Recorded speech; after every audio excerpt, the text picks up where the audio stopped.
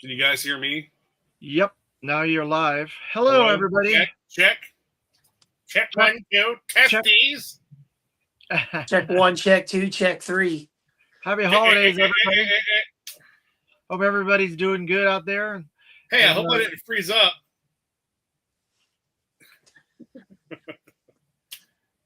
Anyway. Harry's had some of that special sauce. No.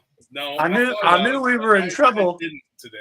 I knew we were in trouble when Andy introduced me to Terry. Cobra Emperor, yes. I got my Operation Recall figures, yes. Oh!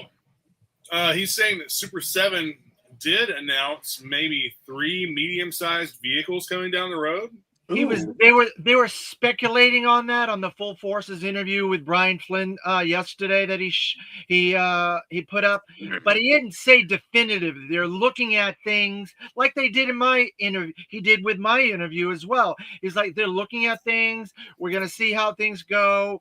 I've been trying to talk him into doing the Aspid for 3 years now, so I would hope that would be the one that they would do, because it'd be the number one vehicle that not only O-ring collectors, vintage collectors, 4-inch collectors, anybody that's 4-inch scale could use that vehicle for their toy line. It's never been made. We know that vintage collectors don't like Super 7 because it's not G.I. Joe. It's not realistic. It's not just like the real life military, right? Stupid Cobra Law. So, did you all get some strange Christmas message from Cobra Commander? I did. Yes. Taking over Christmas Eve. I thought he was like Skeletor in that Christmas special. Very friendly, very nice, and had the Christmas spirit. So Cobra Commander is turning into a good guy, I think. For some reason, I got that message and I couldn't talk for like 2 days. Dude, I am caught up on the comic. And I must say,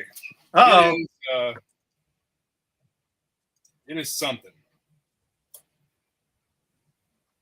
Well, that's a cliffhanger worthy of Dallas and Falcon Crest right there. Next season on Toy Talk. At least I didn't do the Irish goodbye right in the middle of saying it. No, it is. It's pretty wild. I'm very happy with how the comic book is going. That's oh yeah, they're doing. It's familiar. Job. It's familiar yet different. Yeah, and it's fun. Yeah, that's fun. The key thing. It's fun. It's not offensive, like Aubrey Shitterson's book was, and because I believe that's the proper English pronunciation of his name. But it's fun. It's just fun. Even the Hammer book is fun. And they're doing a good job. They're doing a good job. They both have different tones, but yeah, it's like you said. You can kind of see it. If you squint, it kind of fits into this continuity or that continuity. It really does. You kind of hit it on the head the other week, David, because it feels like if you squint and you read it and you just think like you could see the 2005 movie, even though that was, well, the movie that takes place in 2005, even though that was 20 years ago, which is weird to say that. But the movie was in 86, which is almost 40 years ago. But like, you could almost see, okay, yeah, I could see Cobra going to Cobra Law, or I could see all this. I could see Hot Rod coming into his own, being complicit with Prime's death with Megatron, because that was you talk about the OJ case was the trial of the century. Put Hot Rod's ass on trial, because that's the trial of the century. How do you have guns in your hands right here and you can't shoot Megatron? It was a total setup, man. Him and Megatron had this deal. Help me take out the old man. I'll be in charge. Do what you want. Leave us alone. Total scam. So that brings me to my next point. My top favorite comic book release of 2025 is anything to do with G.I. Joe and Energon. The G.I. Joe comic is really my top favorite title right now in 2025. I have to say, if I had to pick out a favorite issue of the year, it's probably issue 24 of Transformers. In 2023, 3, I'd say it was Cobra Commander issue 1. In 2024, it would be the last issue of Cobra Commander number 5. But as far as like Transformers issue 24, that hands down, I had to read that a couple of times. It almost kind of got to me a bit. Now, like as far as like comics, Transformers, G.I. Joe, Void Rivals, the current Mad Fraction Batman, Absolute Batman by Scott Snyder, and then Robert Kirkman's Battle Beast is probably one of the most fun, crazy books out there. So if you're a fan of Invincible, Battle Beast has a spinoff book. Is it just me, or is Void Rivals lacking a little bit lately? It's very slow. David and I talked about this off camera last week because we had just got in issue 25 for release. Well, last Sunday, we got it in last week for release this week or last week now. And I told him, I said, I kind of peeked through it and I'm like, I like the book. Don't get me wrong. It's better than anything Marvel's doing next to Captain America. Yes. But like, damn, it's got to pick up a little bit because this is the start of the Quintesson War. Dude, but like it needs more content per issue, I think. Needs a It shot seems in the like arm. we're lacking on the content. The writing for trade paperback needs to go away. Yep. That's the thing I like about Daniel Warren Johnson's Transformers, and so far Kirkman's Transformers, and then this Matt Fraction Batman. Every issue is its own story, beginning, middle, and end, but it all kind of leads to something bigger too. And that's the way comics used to be. And I tell you, three, four of the grand masters of that, 5 really, Roger Stern with his Avengers run, Walt Simonson with Thor, John Byrne with FF, and then of course Larry Hama with G.I. Joe. Larry would weave in. I told him in person one day, I said, I felt when we were getting ready to go to lunch, I told him, I said, I feel like you way you wrote G.I. Joe, after it hit a certain point, like the first 12 issues was very Marvel formulaic, like beginning, middle, and end, kind of tongue in cheek a little bit, this and that, kind of reiterate things. But it really felt like when Destro showed up, or in my opinion, and probably because it starts there with me, issue 18, my first issue, things started to really kind of snowball and the wheel turn. So you have the conclusion of Quinn, Snake Eyes, and Dr. Venom. The death of General Flag, spoiler alert.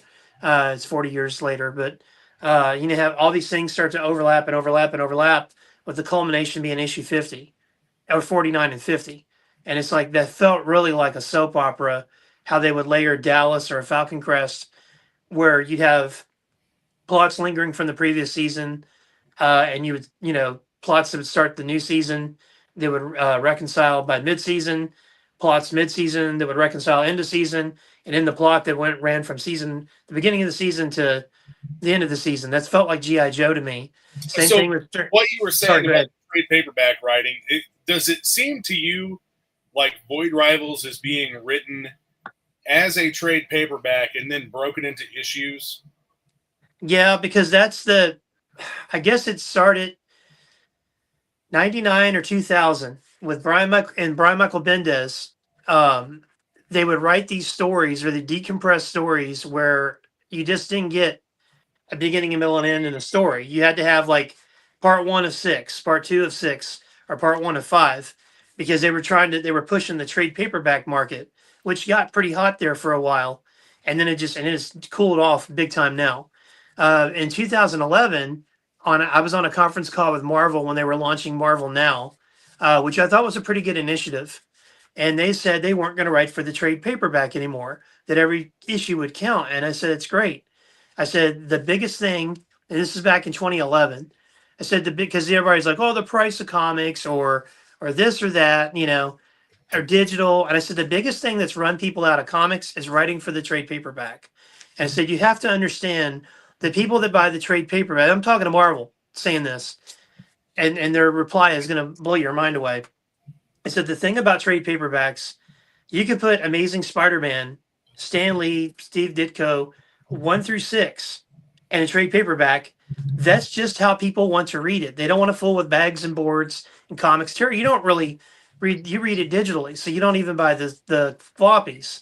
So like, just Like I said, imagine, man, just getting imagine into though. comics, downloading them. That's what got me back into comic books. Well, just imagine this. Just imagine if you read them in trade paperback. So that like, that's your mode of reading. It's not, and I said that. So the people that buy comics are still going to buy comics, but they want the comics to matter.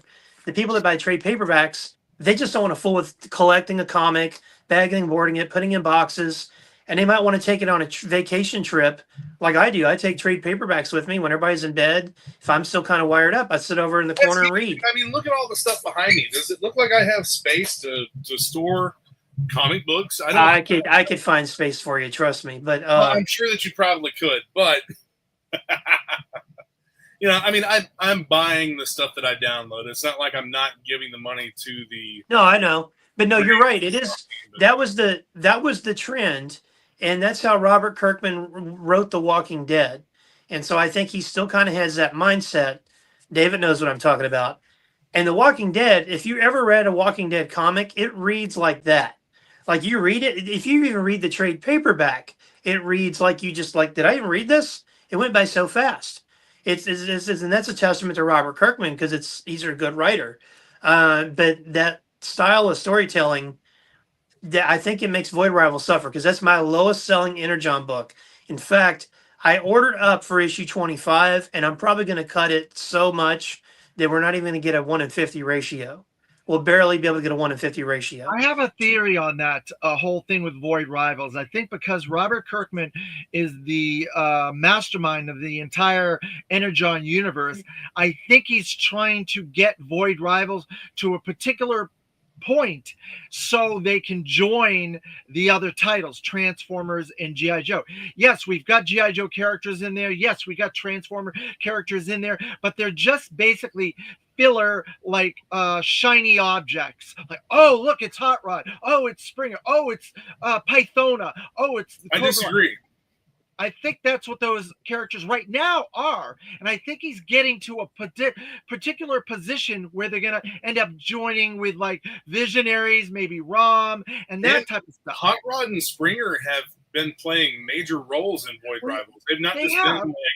They have. I freaking love them in that book. I agree with you. They have, but I still think they're shiny objects to get through to a certain spot. I don't know. That's just my theory. I kind of agree with what you're saying there. And like you and I talked off camera last week that I could see like ROM and the Space Knights being introduced through Void Rivals. I feel like that's kind of the gateway drug, if you will. Like we're going to look, because that's how it all started with Void Rivals. And I could see like Void Rivals ending becoming something else, because once the thing with the ring and all that gets reconciled, maybe the book morphs into something else. But I do think Terry, I do think it moves a bit slow. You're not the only person saying that. David and I were talking about it last week. I have customers that are like, damn, man, if Hot Rod wasn't in this book, or if, you keep telling me it's going to pay off. And here's the thing I think is going to happen. If we really truly do get an Energon Universe adult animated cartoon, I don't think people understand the impact that's going to have, because I have guys that came into my store that had no idea there was an IDW, or IDW had G.I. Joe or Transformers for the last 10, however many years. 15 years. They had no idea that there was any incarnation of G.I. Joe or Transformers other than Marvel. Now, now that's comic book and toy guys, right? So you just take it to the guys, the normies out there that grew up with this, but didn't take it with them like we did. So you're going to have some guy out there, 45 to 55, and even younger. I'd say it's going to appeal to everybody, but you're going to have certain guys out there. They're going to watch that animated series and be like, holy smokes, people are getting killed. Robots are getting killed. It's going to bring a shitload of new blood. Yes. Oh yeah. The market, because it's going to bring people in that weren't previously collecting, and they're going to watch it and they're going to relive their childhood. They'll want more of it. It's going to be Nostalgiaville all over. It's just like Invincible. I have people like, do you guys have Invincible? What's the newest issue? Well, Invincible ended. We can get you the graphic novels or the compendiums. And now Battle Beast, and now Capes. Capes is the newest one that spun out of Invincible. I don't believe Kirkman writes that. I think that's somebody else. Um, but those people that came in for Invincible, or people that came in for like a Game of Thrones, like is there a Game of Thrones comic, that sort of thing. G.I. Joe and Transformers are so much bigger than all that from 40 years ago on. That like you're right, and that's what I was getting to. That it's going to bring so many people in that every classified figure will be gone. Every Energon comic, Void Rivals. If you got a really crappy selling comic at your store, just stick that little Energon tag on it. Like, is this Cheetah and so and so still from the Justice League? Is that like, oh yeah, it's Energon. That'll be gone because people will be coming in buying all that stuff, and I think it's going to rise the value or make the value of the books go up, which I'm least concerned about that. I just want more people in there to enjoy it and have more customers to sell to. And I want to see the toys. I want Hasbro to be like, oh my God, we got to make more stuff. We got to get real serious about this.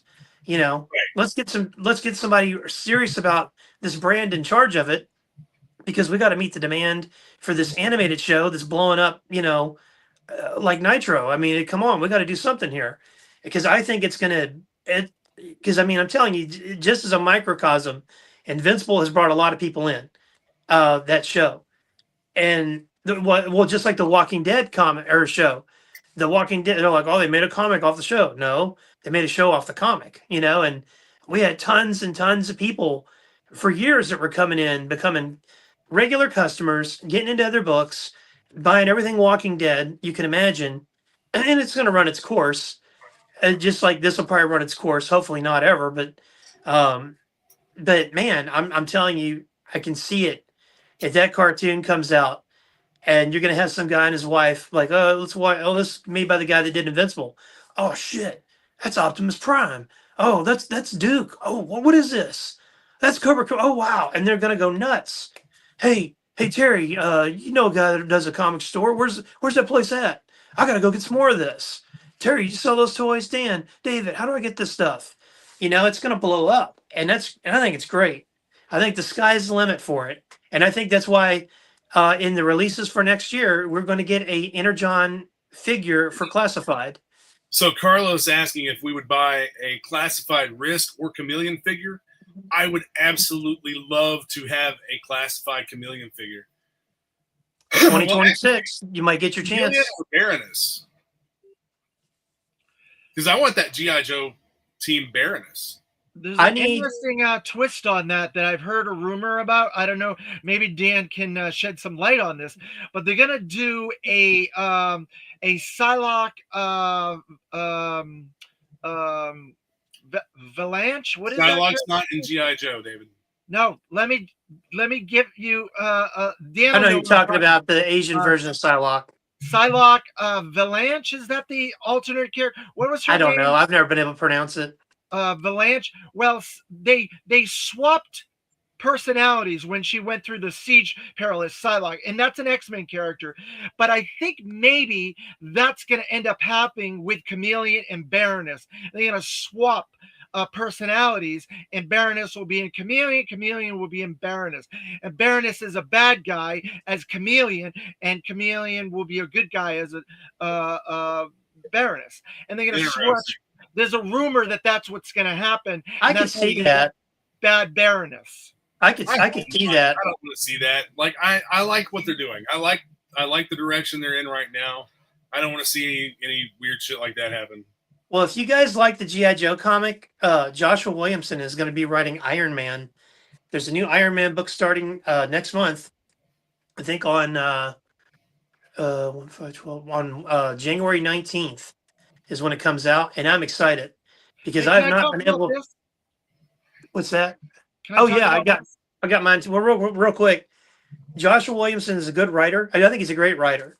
And I've not been able to read my 3 favorite heroes in years, or 4 favorite heroes. I can finally read Batman again. I can finally read Captain America again. And I'm so excited that I'm going to be able to read Iron Man again. Because Joshua Williamson will be on the book. And he writes Superman, G.I. Joe, and Iron Man. And if you're a fan of G.I. Joe, pick up Superman and definitely get Iron Man when it comes out. They should just bring Ironheart back to replace him. He's also writing Batman Night Fight. which is a miniseries. Can I talk about these? These are my favorite comics Hey, of the just year. one Also, Okay, go ahead, Terry. go ahead. You've had them up there for a while waiting. Yeah, well, it's because they're heavy. That's why I'm trying to get it out of the way. These are my Well, just favorite one comics thing. of the year. Huh? What'd you say?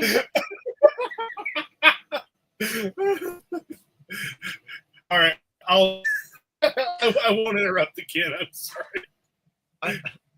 I'm sorry, I didn't hear what you said, but okay.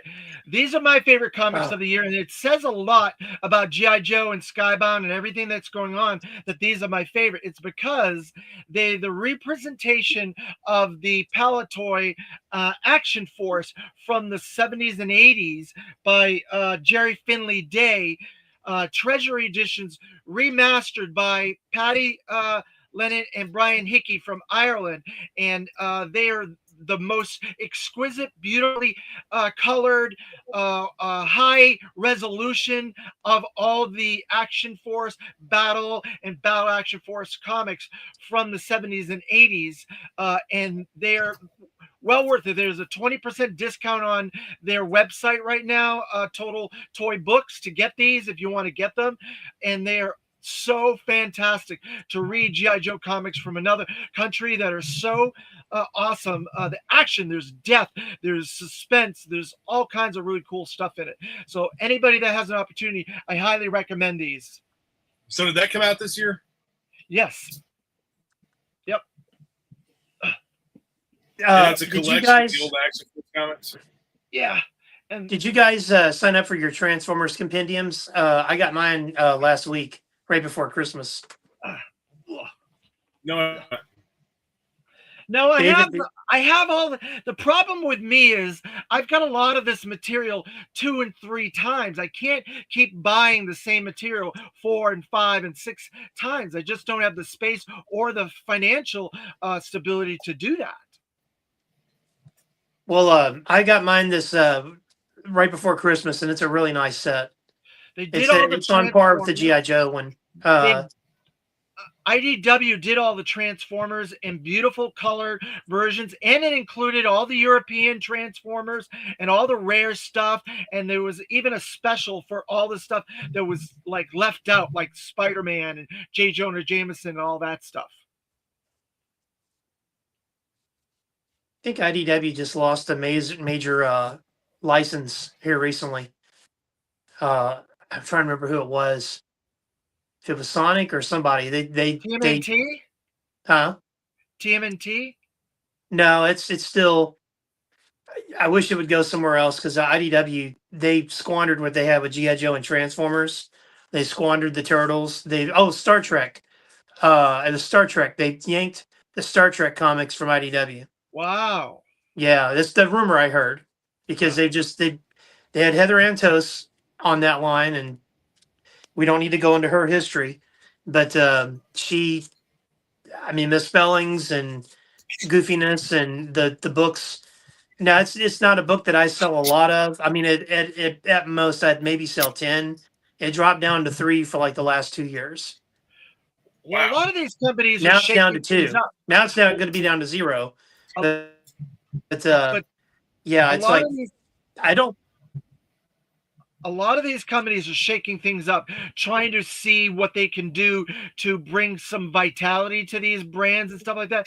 I know Playmates lost the TMNT license, and so we don't know. That's who's big news, man. What? Terry, what do you think about that? Is Action Media Why is Reviews that going to get big the TMNT license? If so, I want to have a hand in that. why is that news lost license? Because they've had it since 1987 or 88. Yeah, they were the very first company that got it, and they've had it for like 35 years. So who got it? They haven't announced it They yet. haven't announced it yet, but I know NECA had it. I think also the Mezco were doing some. There's other companies that have it, but the universal license was always Playmates. I've just ordered some Joy Toy Ninja Turtles. They're 4-inch scale. Yeah, there you go. my best friend has a set of them, and he brought in Metalhead and Leatherhead yesterday, and it's 4-inch scale, but they're large because they're supposed to be larger characters. Pew, pew, And pew, the pew, pew, pew, pew, pew. Now, see, I would probably be interested in them at that scale. the Shredder looks amazing. Excuse me, I should have mine in about 2 weeks. I'll show them on the show. They look incredible. They're a Joy Toy, so that's one of those sub licenses. And I might have. Speaking of like Haya and Joy Toy, I might have a line on a Snake Eyes. I'm hoping that pans out. The Haya Toy Snake Eyes. I'm hoping that pans out. Speaking of Man, the High Snake Eyes is a nice piece. That Storm Shadow I know. is a nice piece too. It's like a holy grail right now. Speaking of But, Haya They go toys, well together. speaking of Haya toys, What's that? guess what came in? Oh, nice, David. Those are really cool looking. Yeah. Which they're ones are those? I perfect. can't see that far. They're Tomax and Samouth, the Crimson Twins. Oh, Haya. sweet. Yeah, Yeah, I was thought- gonna order some Haya Joes, but I think Alley Viper's still available, and I might go back and get him. Every December 27th, I buy myself a gift. It's like this weird thing I've done for, I don't know, 25, 26 years, and it kind of started on as an accident. I mean, 1 year it was a car, 1 year it was a watch, 1 year it was a TV, a toy, Right. a comic, One a year wife? old wife. a wife. Well, my wife might have a problem if I buy a wife, but I mean, I'm up for it. Keep Mail one order downstairs, one Brian upstairs. for us. You know, that might work out. Keep my toy. You keep. Well, I'm gonna watch what I say, but this is I this know is what you're rewatch. thinking. My wife and son are gonna watch this, and they'll be like, I'll go upstairs, like, what's wrong? And they'll be like, we need to talk. I think the best Marvel Legends they put out was Rom and Christar and Warbow. Those are really Warbow- nice. As far Warbo's as this Marvel year. Legends go, I'm all in on the 97, the X-Men 97 figures. Oh yeah, that whole series there too. I would That, say that's still I figured really, really cool. Terry.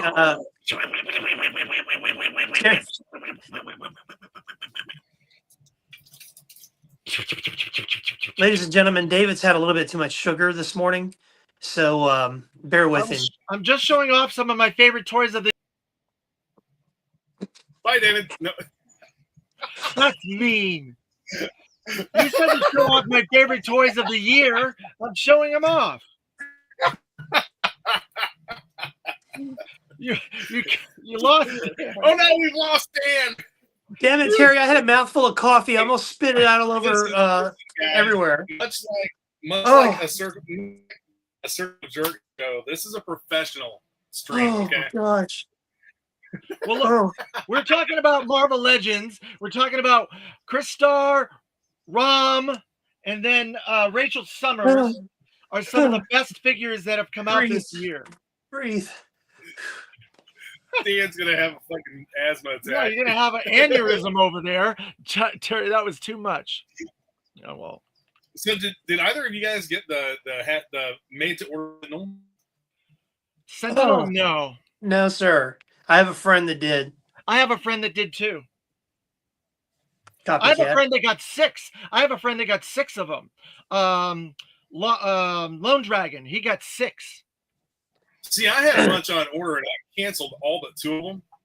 Wow. And of course, I was gonna flip some of them, but I'm glad that I canceled because that motherfucker's still in stock on Hasbro Pulse. Yeah, but did you see how much it's in stock on Hasbro Pulse? It's $40 more than what you initially paid for yours. That's interesting. Correct.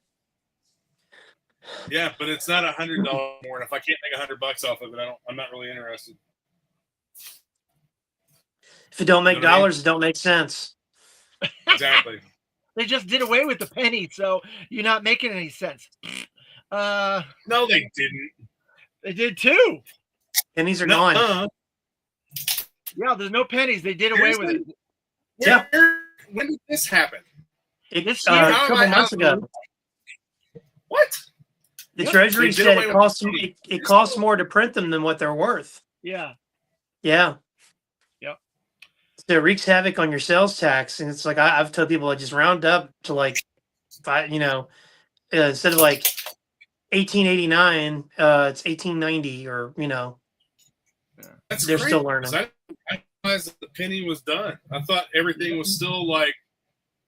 And see, the optimist in 99 me was saying the optimist prime in me was saying, so instead of something being $4.99, it'll probably be $4.95. But then I started thinking like, no, these greedy whats will make it $5.05. No, it's going to be 95. No, that's what I'm saying. Like, I worked at Walmart. Trust me, it'll be 95. you missed my Yeah, joke there, dude. David. I know what you're talking about. Kick him out again. Kick him out again. Are you not entertained? Here, I'm doing the Commodus thing on David.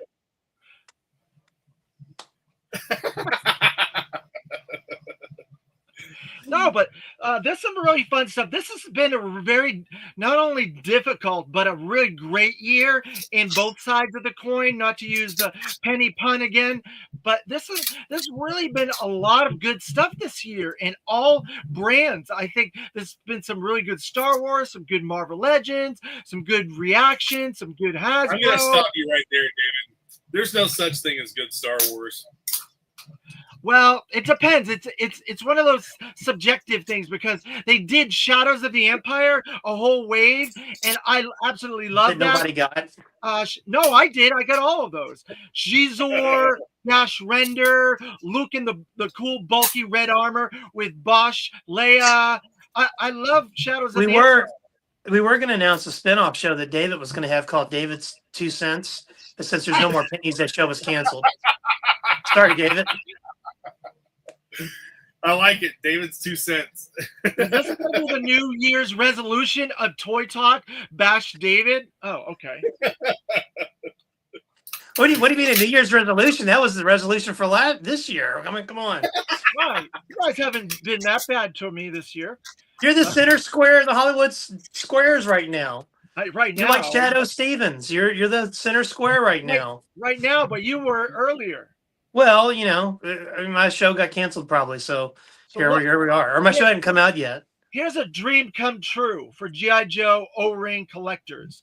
Big Lob, an accurate Big Lob. I'm the center square. What do you think? I know you didn't like Terry has too much power right now. He's power I hungry. actually liked Big Lob a lot, man. I think he do? looks great. I think they did an excellent job with him. Pythona is the one that I was a little let down by. Yeah, because it's too anime colored. I think She she looks like a product of the 80s, though, if you ask me. It does. She I looks agree. too androgynous for me, in my I opinion. think I that's want exactly a it. hypersexualized doll Yep. toy Yep. for the G.I. Joe. I think, but then if you watch that interview, well, the 2 interviews actually, Brian Flynn's done a couple, and he talked about it, and it makes sense to me. He said that our interpretation of what these toys were in the 80s. The only show that I watch is Toy Talk and Circle of Jerks. Well, that's why I'm explaining this. You never watch any of my shows. Thanks. I was going to watch David's 2 Cents, but it got canceled because there's no more pennies. Shut it. I'm excited about that new show, Tinfoil Toys. Oh, Toys and Tinfoil? Yeah. Yeah, where the guys talk about toys and conspiracy theories. I want to watch. Speaking of that, I gotta tell you something really funny. One of my Dan, I want to watch your new show. Give me a wooden nickel. One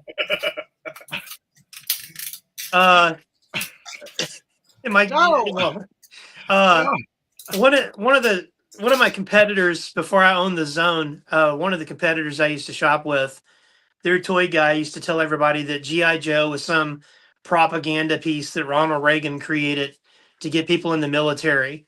And I'm like, you're not really that bright, are you? No. Like Ronald Reagan, like the U.S. government has nothing better to do. Like, we're going to create a new toy line called G.I. Joe to get people 20 years from now to join the military. No, It's in right up fact, the alley Dan, of the U.S. government to do such a thing. No, but in fact, Dan, they tried to do the opposite. In fact, because they were trying to make it so you couldn't commercialize toys, and they made certain rules and regulations about advertising toys and stuff. And Hasbro was smarter than them, and they got around it by advertising. Well, Reagan comic fixed books. that too. Reagan fixed that. Yeah, eventually got they rid were of like, that. "Yeah, screw it, let them." Yeah, do they got rid whatever of that they silly want." rule. It Yeah, was kind of a they dumb did rule away to begin with. But yeah, it was a dumb rule. But they did get around it. Hasbro got around it, and they finally said, screw it, let them do whatever they want." Terry, And we now- should the first toy. I can't talk today. Goodness sakes, the first toys and tin foil. That's a very difficult thing to say. I have to work on that name. Should be about the origins of gangster rap. Was Oh. it created by the CIA or not? I believe it was actually. It actually goes, it goes a lot deeper than that, dude. It's there not was Well, it was some- funny because I was There was some I was stuff like, in with the majority CIA in Vietnam and this weird country, Pak Chua, whatever, in the Philippines. David's paying me back for interrupting him a while ago. It's okay. No, but there's some really interesting stuff about music and the CIA and how they were trying to destroy countries with that.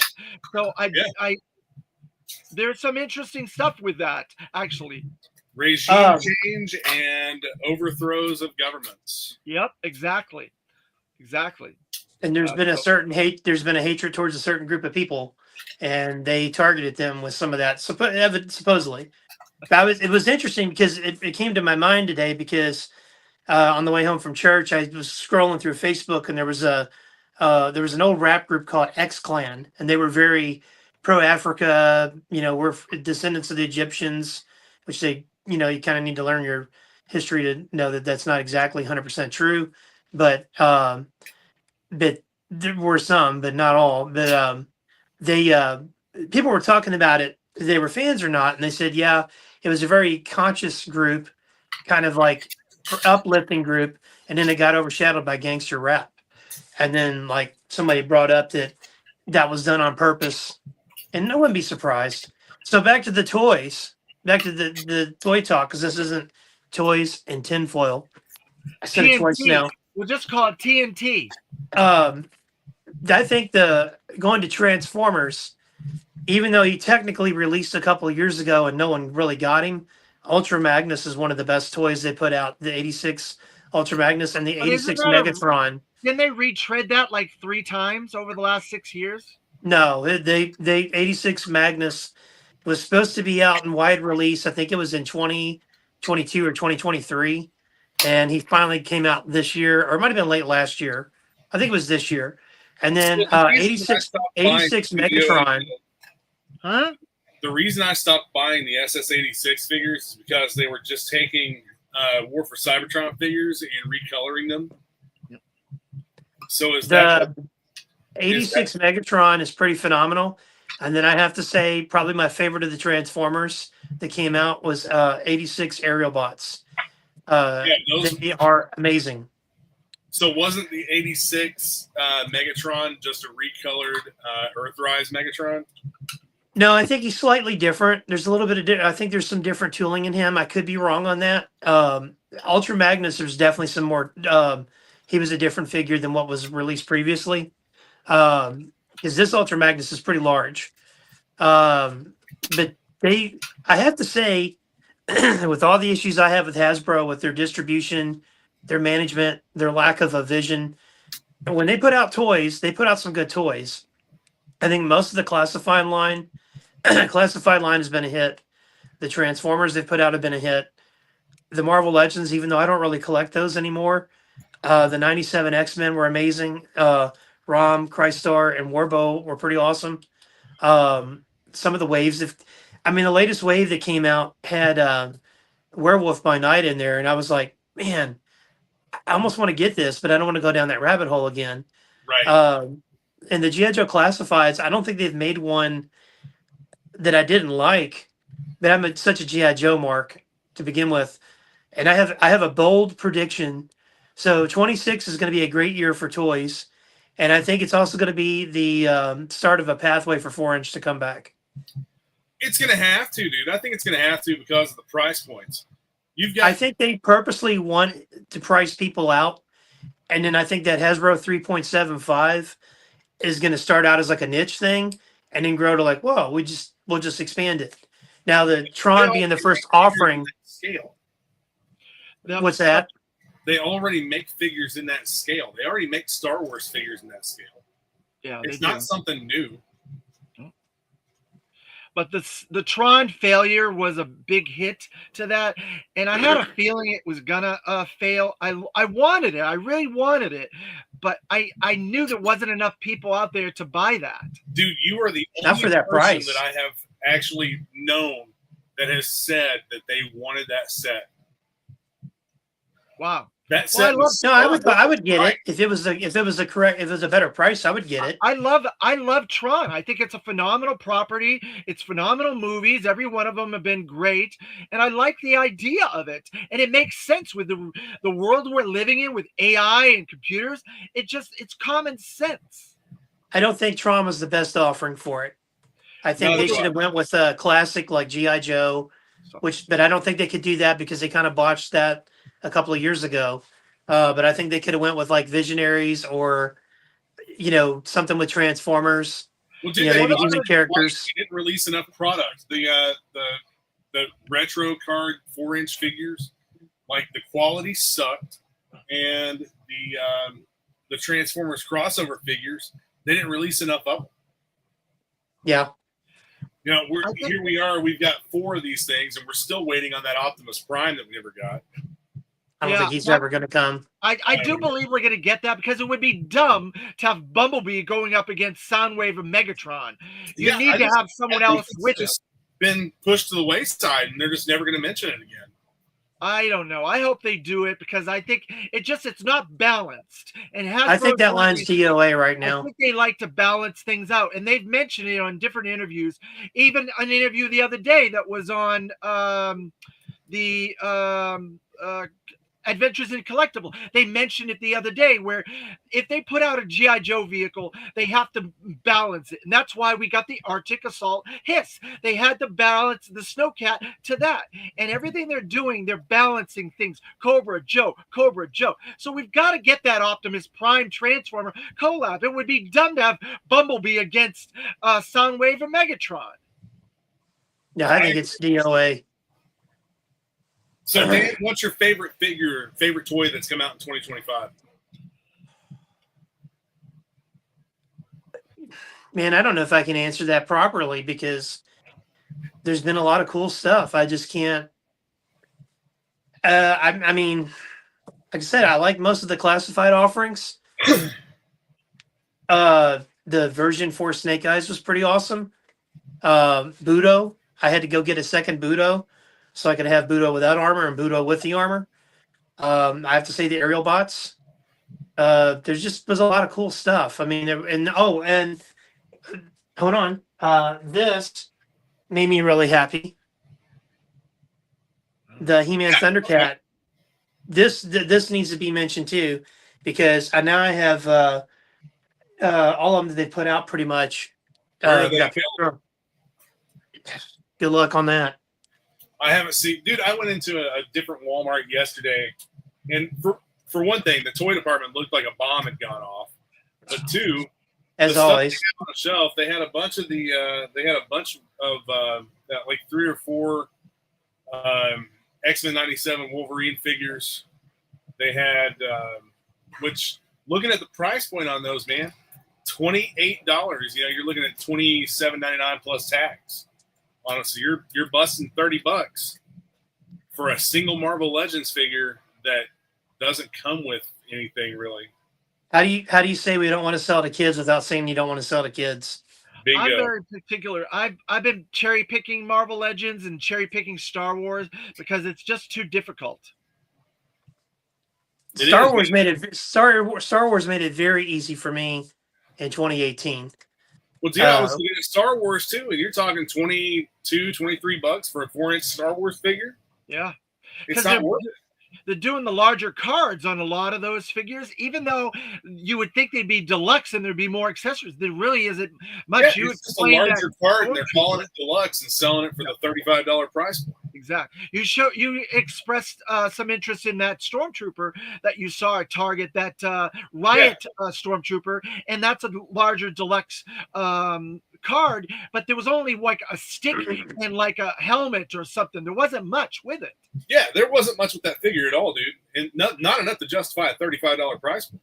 No, I agree. I think And there's going to be. G.I. Joe Classified is approaching the same thing with their newest price hike.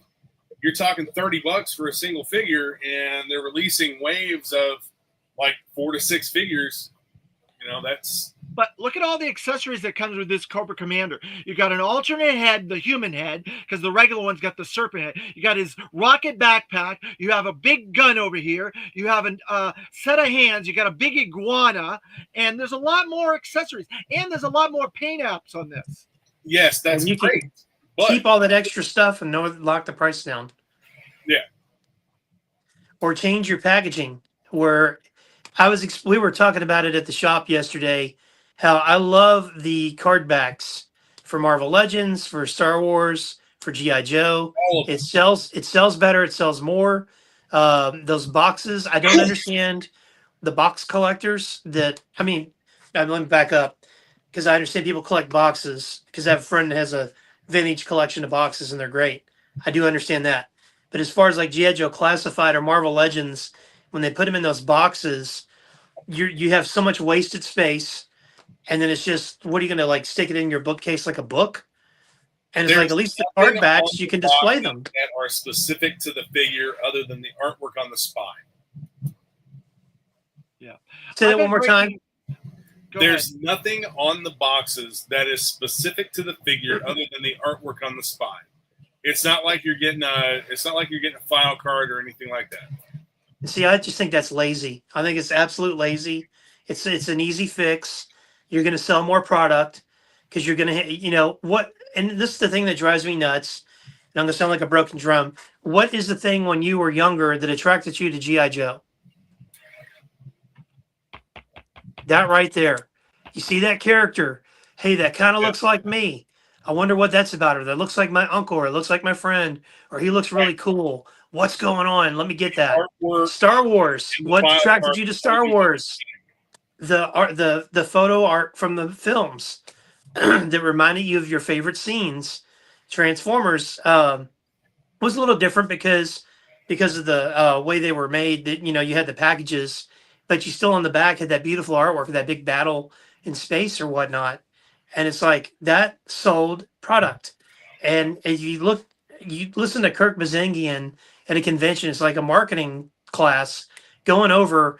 Here's where we put the logo. Here's where we put the Hasbro brand. You see the character and what you get. So mom and dad see what you get. Here's the artwork to attract you on the back. Here's reasons to keep buying. Here's a collector. Yeah, it's like they went away from that. And it's like when you go, even Ninja Turtles, Playmates, they did that. They still put their Playmates Turtles still sell a lot. And I remember way back when I was getting ready to do my pitch, back in 2018, and I was told by somebody, well, kids don't buy toys. And I was like, okay, well, explain to me who's buying all these Ninja Turtles. I said, because I take my son into Target. This one, he was in a stroller. We would go into Target and I'd get coffee at the Starbucks. Of course, I'm going to go look at the toys. And on Monday, they would fully restock the Ninja Turtle section. Okay. Now, yeah, adult collectors are going to go get the unique characters. Sure. Thursday, we'd go back in because it was my off day, and it was completely wiped out. So in 2 days, it was completely wiped out, or 3 days, it was completely wiped out. Even the peg warmers were gone. And I'm like, who's buying these? It's kids. Parents are buying them for kids. They had you see the character, you got the big bright Turtles logo on the back, shows you all the different characters. Some of them might have like a little spec card, some of them don't. It had a comic, it had a cartoon that kids and adults could watch. And I'm like, it's an easy formula. Kids aren't any different than they were in the 80s, the 50s, the 20s. Yes, we have the internet. And yes, we have screens, quote unquote screens, that are messing up our kids' heads. But it's like the internet, use the internet. You don't have to put it on TV. Put it on the internet. Put a cartoon on the internet. You can bypass all the FCC stuff, because it's your channel. I would just have to have a cartoon on there that, is geared towards kids and adults. Look at the Batman and look at Justice League Unlimited or Justice League, that cartoon series. You can watch that as a kid. You could watch it as an adult. You get different things out of it. They had a toy line. It, is based off of legacy characters. I have said this for a long time, and it holds more true even now than what it did before. But I believe that all of these great things that we want to see in a toy line, it's up to the independent makers to make it. You're 100% right. I got those figures in, and they are phenomenal. The Operation Recall figures look fantastic. I was going to ask, are those still available to order? I'm not 100% sure. Okay. But if they, I'll look into it, and I'll send you a link if they are. Yeah, let me know, because I missed the boat on that for some reason. Independent makers are not beholden to investors. They're not big corporations. You're talking about a company that is beholden to its investors, beholden to its board of directors, whatever. The bottom line that they care about is the money they make. That's it. They're going to. And Terry, there's a lot of there's a lot of truth in what you just said, but my thing is, like, I think it goes deeper than that. One, if you want to make money, make a good product. Yes. It's that simple.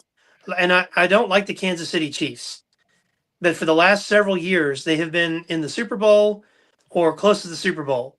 Their franchise and their fan base has spent money because they had something good. Yeah. Okay. Look at the Chicago Bears this year. They might actually go to the Super Bowl. First time in 40 years. Or, well, no, they went to the Super Bowl and lost to the Colts. But, like, it's 40 years ago they won the Super Bowl. They might do it again. And it's like they're going to sell merch. So if you have something good, people will spend money. And your company makes money. So, but the thing that's the difference between the independent, because you're going to have, I get it, like the board of directors, shareholder. I'm a shareholder of Hasbro, and I want them to make toys for kids and adults. You can serve two masters. But the problem with these big faceless corporations getting a hold of this stuff is there's no creativity, and you don't have the right people in the right places.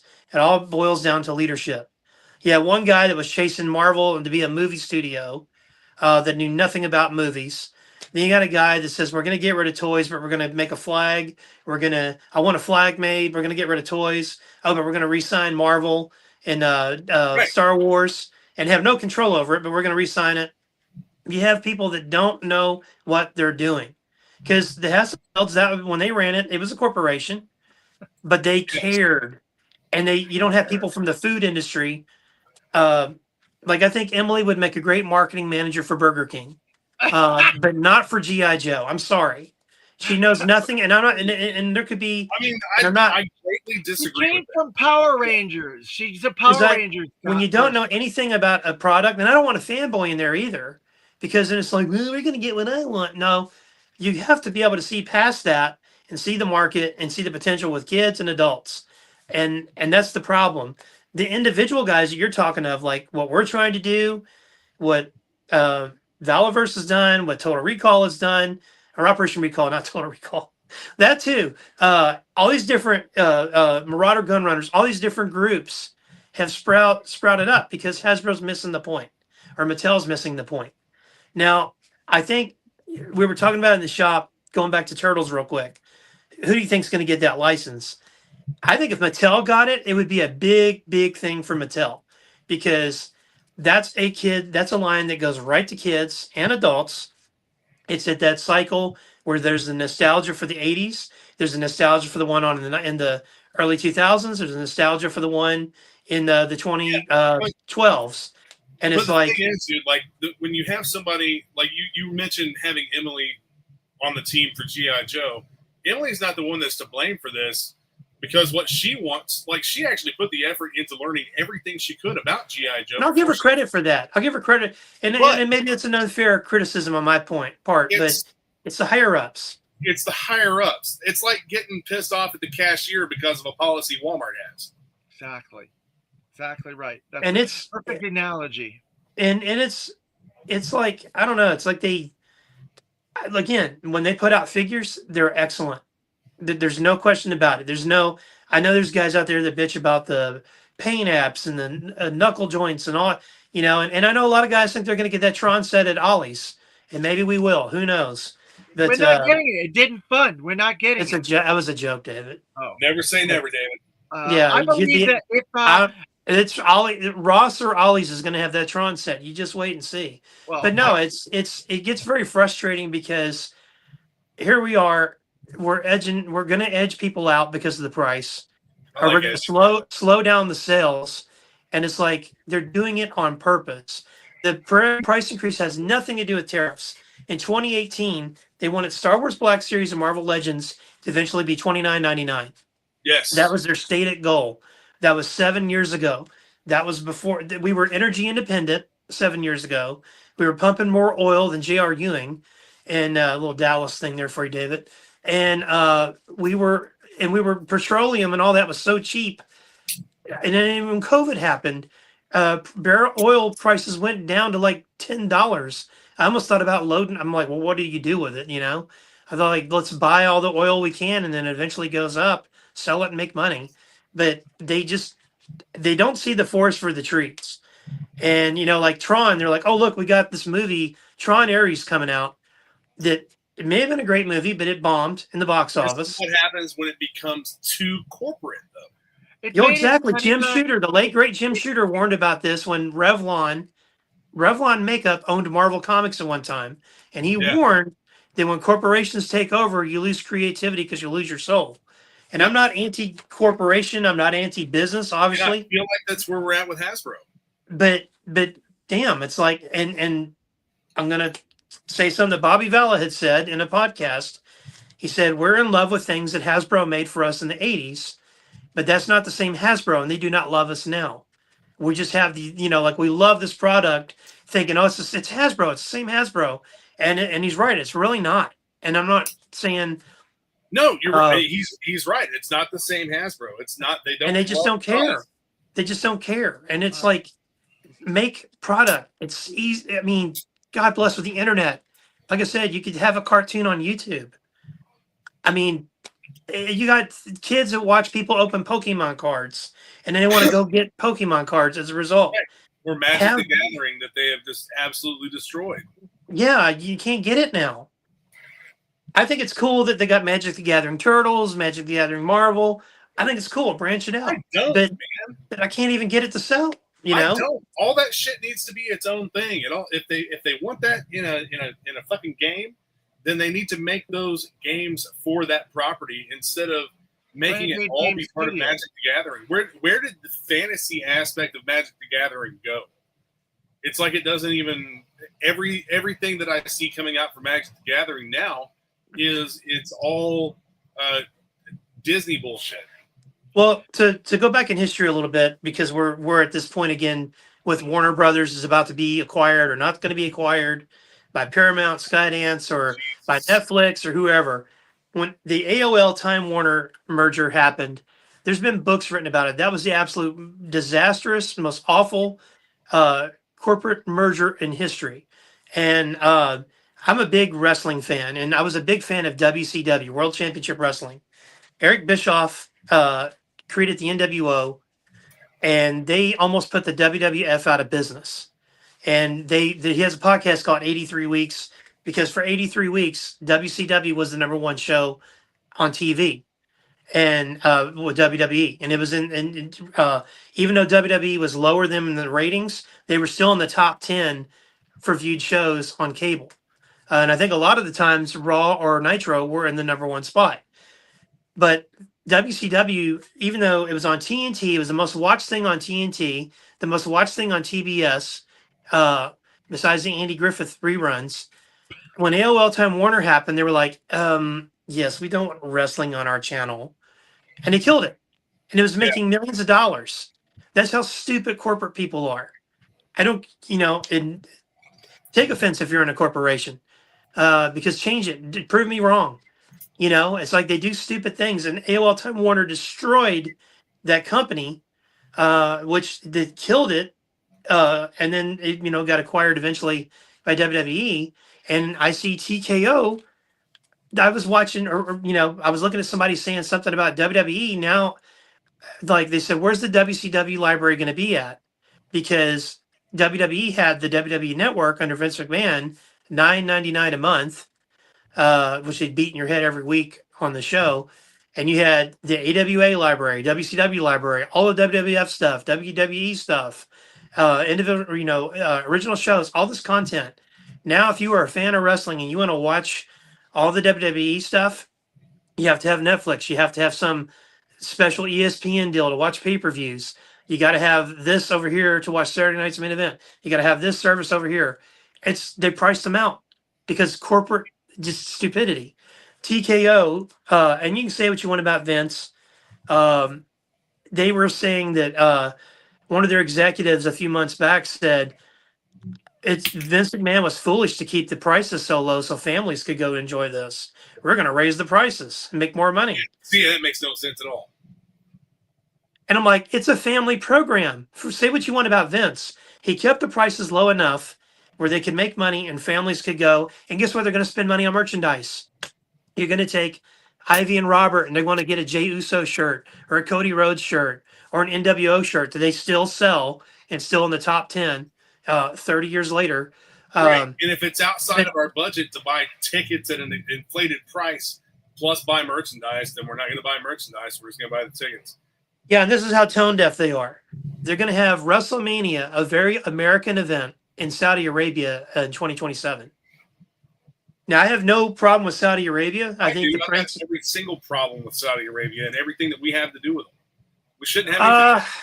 There's it's a mixed bag, but it's like I don't mind that they have events there, but not WrestleMania. That's like having the Super Bowl over there or the World Series or the NBA Finals. If anybody still watches those, go kiss the wall, or that too. But it's just that's an American event and should be held in America. And it's like there's people that have gone to every WrestleMania since the beginning, and now they can't. But TKO is like, oh, people will fly over there. Like, no, I will not. I'm not going to fly to the Middle East, which could be a powder. Right now, it's calmed down, but at any minute it could blow up in a powder keg to go watch wrestling. I'm not going to do it, and it's just. But that's tone deaf of a company that's chasing money, and companies are there to make money. Don't get me wrong, and I'm all about making money. But if you do it the right way, you put out a good product, you market the product, you try to create generational customers, guys like us, kids like my son and his generation, kids like Robert and Ivy and their generation. You have lifelong customers, and the money just keeps coming in and coming in and coming in. And you just be smart with it, create new lines to get more revenue streams in. Don't sit there and be like, why would we want to, let's make wheels into squares because it's never been done before. And we're going to do it because we're Hasbro. So to get back on track, my favorite figure that has come out in 2025, can anybody guess what it is?